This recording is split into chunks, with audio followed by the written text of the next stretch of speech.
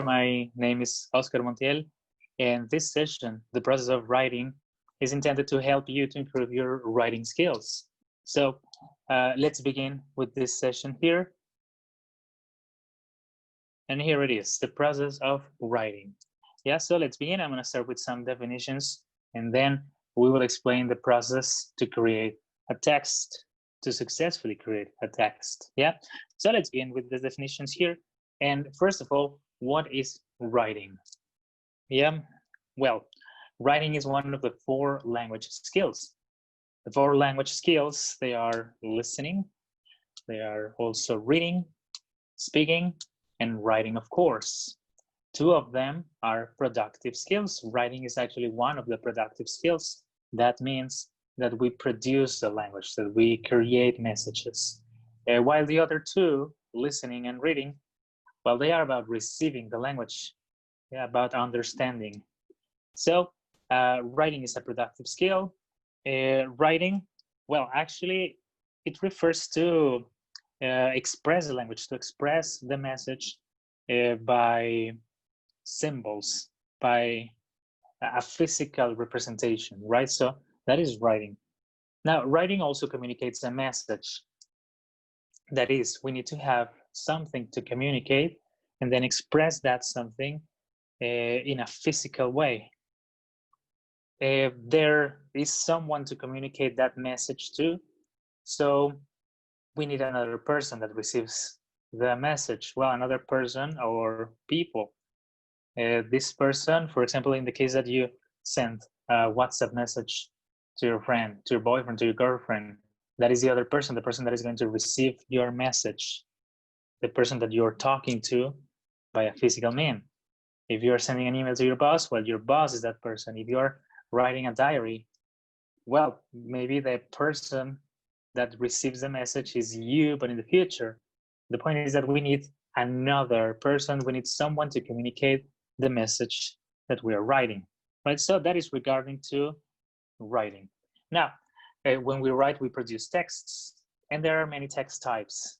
It is important to identify these text types, because depending on the text that we are writing, is the style, is, well, the vocabulary also, the characteristics of these texts are very unique to each type. So for example, we have email, which is a very particular text type. Maybe this is a little bit formal, or could be very formal. It's a mean of communication that normally is used in companies. So you send an email to your boss, you send an email to a person that you would like to ask for a job, for example. So they tend to be normal. It is important to identify this because the structure, the tone of the text will depend on that.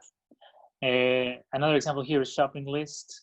This is a very concrete example also. We know the characteristics of this kind of text, right? There are lists of things to buy, no your problem there.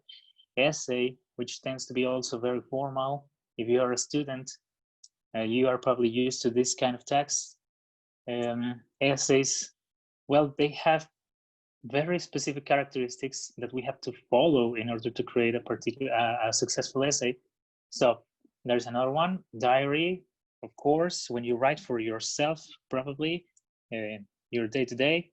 WhatsApp is another example also. If you're talking with your mom, with your boyfriend, with your girlfriend, that kind of text, well, they have also particular characteristics. WhatsApp texts are normally not really formal, so they have certain characteristics that we are going to discuss later. Yeah, so that is important also to identify the text type because of the characteristics of the text, the length, the style, the vocabulary, the registry of the vocabulary, the complexity of the ideas, right? Writing normally is kind of complicated because when we think at a very, well, we think at around 365 words per minute. Yes, if you start thinking your ideas, that is the average word per minute that you will mention in your head. When we speak, we normally do that at 125 words per minute. Yeah, that is the average again. But when we handwrite, this is writing with your hand, we normally do this at a 30 word per minute speed rate, which is crazy. I mean, we think quite much faster than we write. So that is why it tends to be very difficult to write, because when we are writing, our hands cannot keep up with the speed of our thoughts. So we have to be returning in our thoughts, returning and returning, and that makes us forget what we were thinking because we are slow with our hands.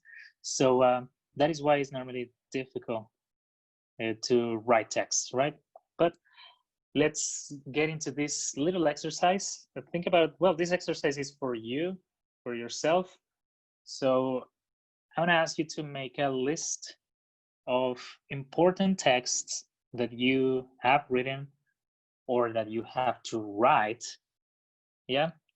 So if you have there a way to take notes, try to do that exercise, right? Try to remember probably an email to your boss, probably a WhatsApp message. If you had for example, an argument or something with your boyfriend, with your girlfriend, and you needed to send a message, try to, well, write that, like, I had to send this WhatsApp message to my girlfriend, to my boyfriend, and it was very important because I'm supposed to say I'm sorry, or I was going to send this email, or I sent this email to my boss, asking him for permission to whatever. I mean, try to think about important texts that you had to write and write it down, the purpose of the text, the message, more or less, and the mean.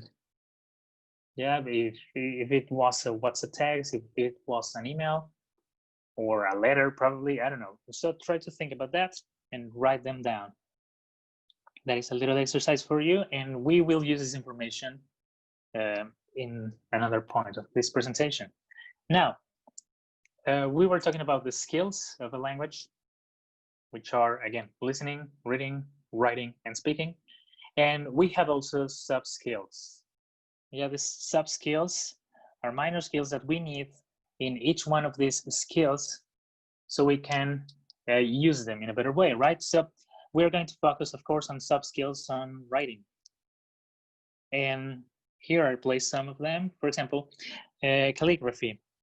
Well, calligraphy is your ability to express correctly, in our case, letters. Yes, in a paper, to draw, the way in which you draw the letters so everyone can understand, right?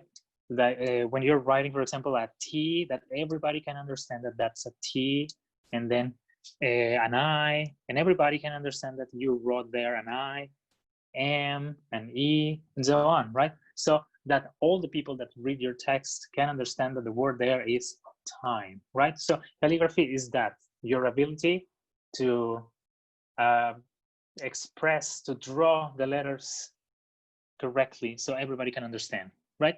Then we have grammar, which is pretty much what we learn in school. Grammar is basically that you have this ability to place the words in the correct order so you can get your message correctly, or you can make everybody to understand your message correctly, right? In the idea, for example, I eat pizza.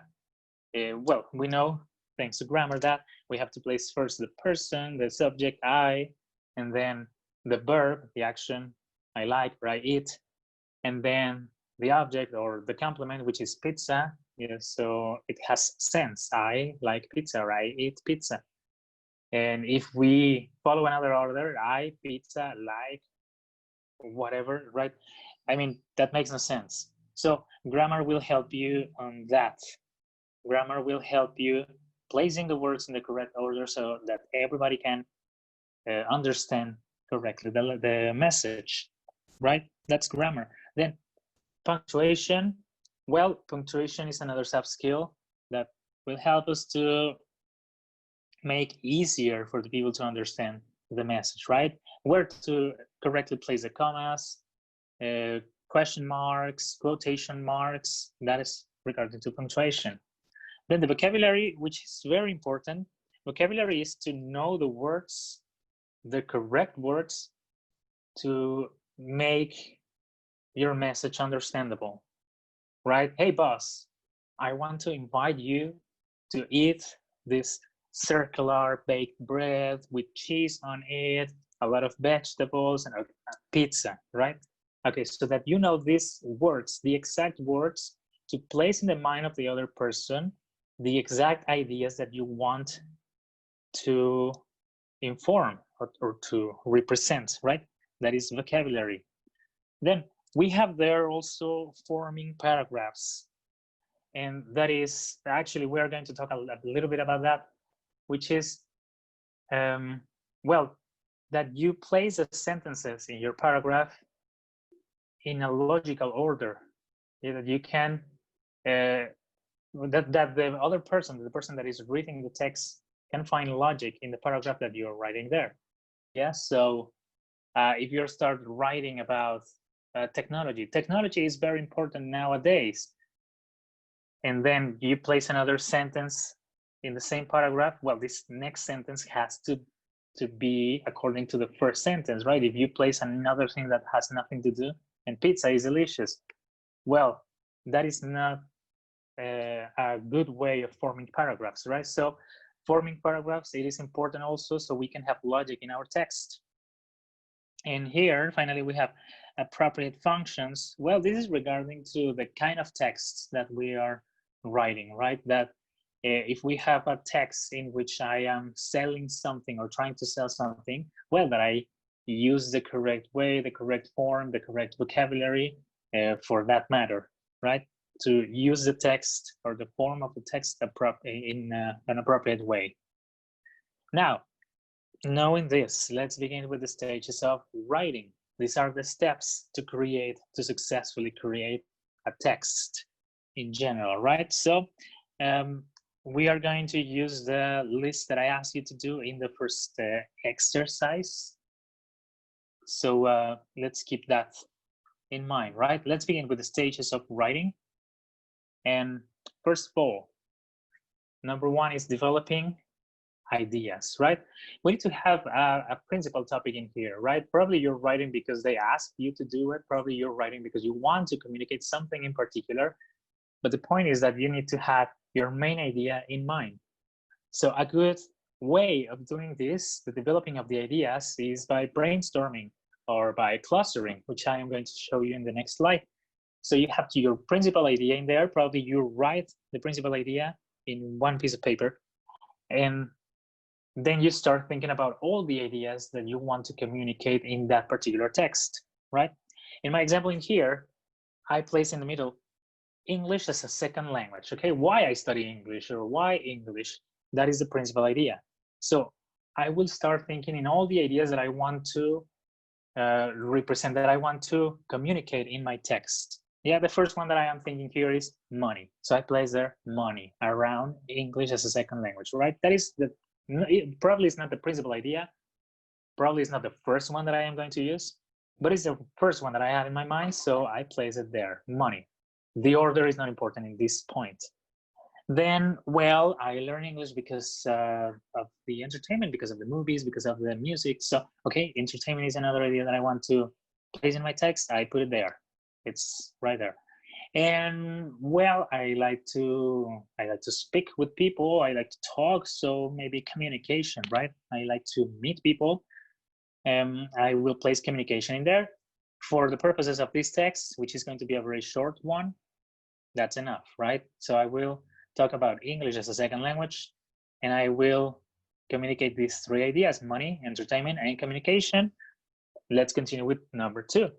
So number two is planning, and that is get these ideas in order. It doesn't matter how many ideas you get. We need to, in this stage, we need to place them in a logical order, and this is completely up to you and completely up to the characteristics of the text and also the reason why you are writing this text. Yeah. So if you want to sell something, if you want to convince the people also of something, well, probably the order has something to do in here. right? So you are going to get your ideas in the order that is more convenient for the purposes of your text, right? In my case, well, why English, which is now my principal idea, and then I have communication. I placed communication in the first place, entertainment in the second place, and money in the last place. I mean, money probably was the most important for me, but maybe I want to place the most important thing at the end. I don't know. So the order is up to you. It needs to be in the order that you want to communicate the idea, the order that you want the other person to start getting your ideas, right? So now that we have the order of these ideas, let's begin with step number 3, which is drafting. Drafting, we are going to create the first version of our text, right? A draft. Probably we will do this with a pencil, with a paper, because it's something that we are going to be able to correct, right? If you're writing in a computer, well, no major problem on that, but this is a text that may be changed and probably should be changed, right? We are going to make this first draft following the order of the ideas that we placed in step number 2, and then we are going to make certain corrections in the following steps. So this is something that you can change. In my example here, why English? Well, I place my ideas in the order that we established in step number 2, and then I start writing the paragraphs. So the important here thing also is to write the paragraphs in the correct order. Now I have here communication, and then I start with my paragraph. I start my paragraph with the principal idea. In my case was English is one of the most spoken languages in the world. That is the main idea. Yes, and I place a period in there so I can continue with the next ideas that will support that principal idea. That is the structure of the paragraph, right? Next was maybe it is not the number 1, but it is the most common second language with around 400 million people speaking it. Yes. If you want to speak, that's another idea. A third idea that is probably an example or an interpretation of the previous 2 ideas. If you want to speak to someone in another country, you'll probably have to do that in English, period. That's the end of my first paragraph regarding to communication, right? 3 sentences, which is enough for a paragraph with that order. The principal idea at the beginning, then another idea that supports that principal idea, and then a third idea that is maybe an example or an interpretation of the principal idea, right? That's a good way in which we can form a paragraph. Then I continue with the next 2 ideas, entertainment and money, most of the main movies, TV series, music productions, etc. And I support that idea, and then I explain or I interpret or I put examples. Money, English is the language of business, and it is necessary if you want to work for an international company. And I support that idea, and so on, right? So we have our first draft in here. And remember that this text is a text that you may change, that you can change, or that probably you should change. So we are going to enter now in the next step, which is editing, right? That's the part in we are going to correct and improve the text that we wrote, the draft, right? So what we're doing here is reading again your draft, and I don't really like this idea, or I think that I can express this idea in a better way. Yeah, I mean, you start reading your paragraph one more time, and it is like reading something new, and you start noticing some mistakes, some things that are not clear. This is the point where you are going to rewrite these sentences, that you are going to find maybe repeated words, things like that, right? You are going to make corrections and improve the text. In my example here, well, there are some corrections that we can do, but the one that I show here is in the second paragraph, entertainment. Most of the main movies, TV series, music productions, and books are produced in English. Because I use music production and I use produced in English, whichever similar words. Okay, maybe I will change that. Music productions and books are published or done in English, right? So I am not repetitive in that way, right? So we are going to look for this kind of details in our text, and we are going to correct them in order to improve our text, to make it better, right? So let's continue then with the next step, step number 6, which is proofreading. Yeah, that is, once we finish with all the corrections, with all the improvements necessary for this text, okay, let's read it one more time, everything complete. So we are looking for mistakes. Yeah, like maybe in style, like, this word, English, well, that is a proper name. Maybe I should use a capital letter in there, commas, etc. Right? So we are going to proofreading again, to proofreading the text, so we can find this kind of words or this kind of details. Yeah, okay, so in my example here, I place the words that I would change in red. For example, here, number 1, but is the most common second language with around 400 million people speaking, with a capital W. That's not necessary, so I will correct that. You probably have to do that in English. You probably have to do it in English, right? So I will correct that also. In the second paragraph, I placed English. I am repeating the word there.